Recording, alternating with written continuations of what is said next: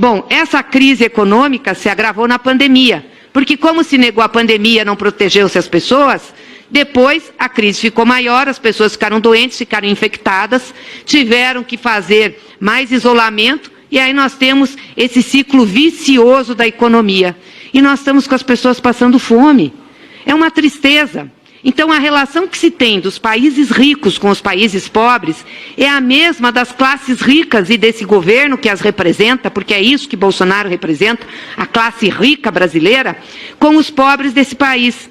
Não está preocupado se as pessoas comem 3 vezes por dia. Tinha uma notícia aberrante agora, ministro Patrus Ananias, no jornal, dizendo que apenas 26% das crianças de 2 a 9 anos fazem as 3 refeições completas no Brasil. Tomam café, almoçam e jantam. Isso é uma tragédia para um país que produz alimentos. Porque cargas d'água, um governante não toma uma iniciativa para não deixar isso acontecer, para fazer com que as nossas crianças comam. Por que tirou-se milhões do auxílio emergencial, 25 milhões, acabou com o Bolsa Família e criou um programa que nem estruturado está para as mesmas pessoas que estavam no Bolsa? O que essas pessoas vão fazer se elas não têm dinheiro para comprar comida?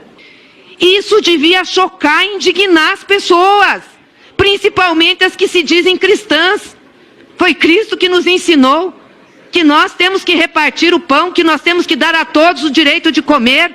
E quem está no governo tem a responsabilidade maior porque tem os instrumentos. E vai dizer que não tem dinheiro? Tem dinheiro para o orçamento secreto que essa casa aprovou ontem. 17 bi para ano que vem. Para distribuir para parlamentar, fazer emenda, sem nenhum planejamento. Agora, para enfrentar a fome, não tem? Governantes que não têm vergonha na cara. Porque a fome não é um problema natural. A fome é um problema de vergonha na cara de quem governa esse país. E não tem vergonha na cara, Jair Bolsonaro. E não tem vergonha na cara a sua base nesse Congresso. Porque se tivesse, nós estávamos discutindo isso. Não tem coisa mais prioritária. Porque eu duvido, se um dos senhores estivesse com fome aqui, não correria para arrumar um almoço, arrumar um lanche. Fiquem com fome 3 dias. Vejam se aguentam. Comam uma refeição por dia.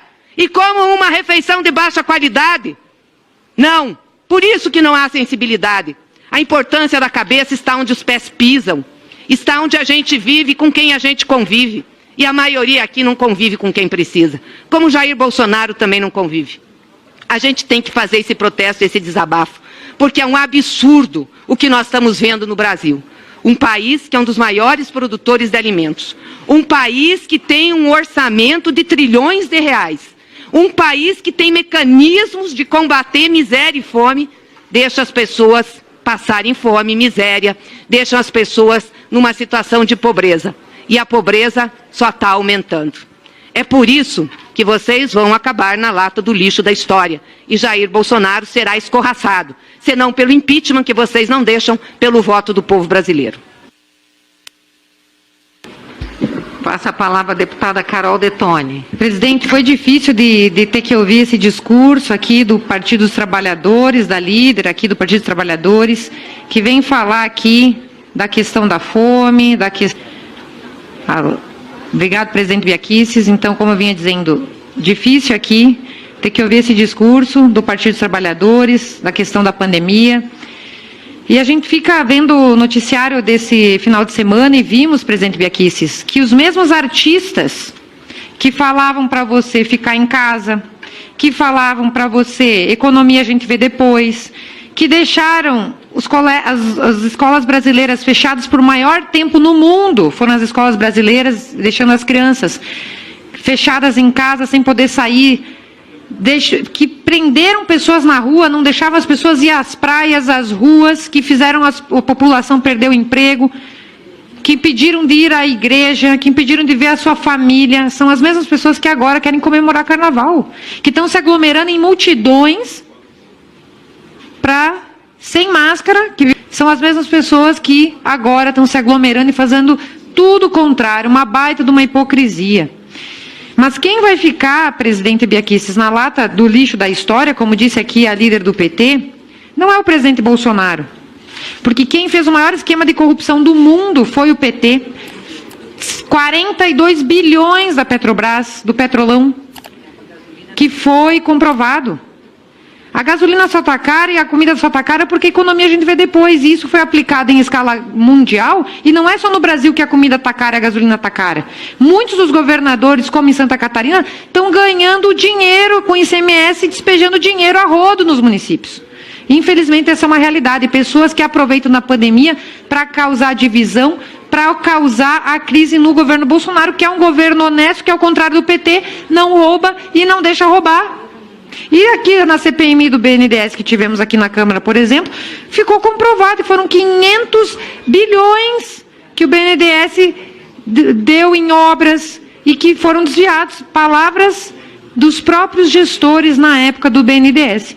Então, presidente Biaquice, a gente tem que relacionar isso, esses malfeitos aqui do PT, porque é muita hipocrisia vir aqui nesta comissão falar exatamente o contrário. É óbvio que nos sensibiliza as pessoas que estão passando necessidade, mas o presidente Bolsonaro, desde o início, diagnosticou como profeta, como Messias, que profeta aqui, fazendo uma paráfrase, dizendo assim, além da saúde, nós temos a questão da economia. Nós não podemos deixar as pessoas desassistidas, porque senão nós vamos ter problema econômico. Dito e feito, é o que está acontecendo. Então, presidente Biaquice, muito obrigada. E com relação à PEC 18, nós vamos deixar para falar na discussão da proposta.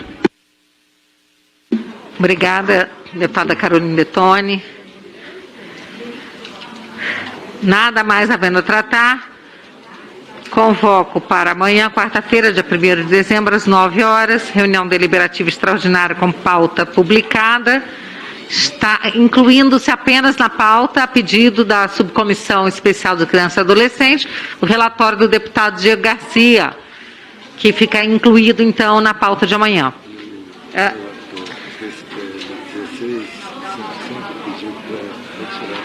Informo também que o relator do PL 1655 de 2011, de autoria da deputada professora Dorinha, deputado Bilac Pinto, solicitou a retirada de pauta do projeto.